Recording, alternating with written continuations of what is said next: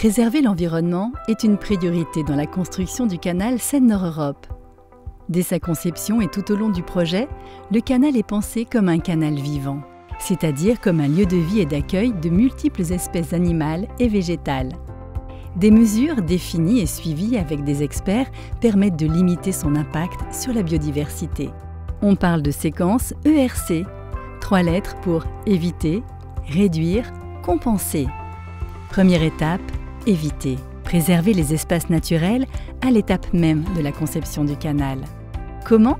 En procédant étape par étape dans la définition du tracé.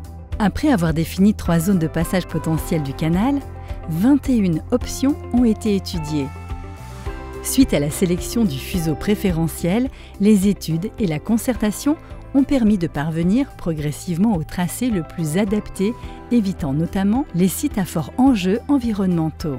Par exemple, l'emblématique pont-canal de la Somme, en enjambant la vallée de la Somme, préserve la richesse écologique de ce site naturel.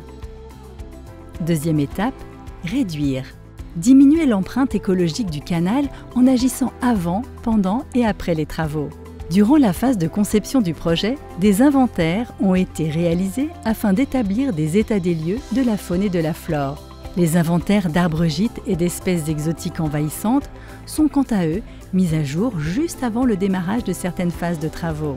Les espèces végétales protégées sont déplacées vers des sites adaptés à leur bon développement, tandis que les espèces exotiques envahissantes sont traitées pour éviter leur prolifération. Poissons et amphibiens sont capturés puis relâchés à proximité.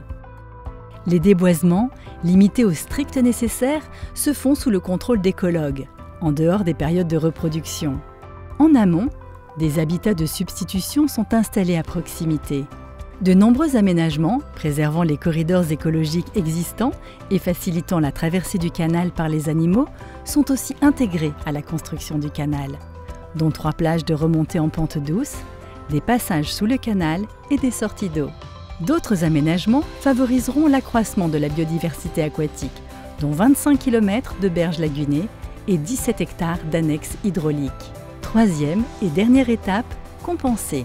Compenser les impacts qui n'ont pu être évités ou réduits dans un objectif atteindre l'équivalence écologique, voire accroître la biodiversité à terme. De quelle manière? En restaurant plus de 1200 hectares de sites naturels. Il s'agit notamment d'aménager des zones humides, des prairies sèches, des mares, mais aussi de créer de nouveaux boisements et 75 km de haies aux abords du canal. Financée par la Société du canal Seine-Nord-Europe, la gestion de l'ensemble des sites de compensation environnementale sera confiée à des organismes spécialisés pour les 30 ans suivant leur réalisation. Chacune de ces mesures fait l'objet d'un suivi régulier et les résultats sont présentés à un comité de suivi. Son rôle est de s'assurer que les objectifs relatifs à la mise en place des mesures ERC sont atteints. Si nécessaire, des actions d'amélioration sont mises en œuvre. Les premiers résultats des mesures éviter, réduire, compenser sont déjà visibles.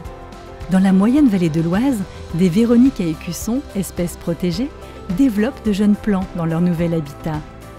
Et des zones humides restaurées accueillent des espèces protégées comme la grande berle par exemple. Et ce n'est que le début.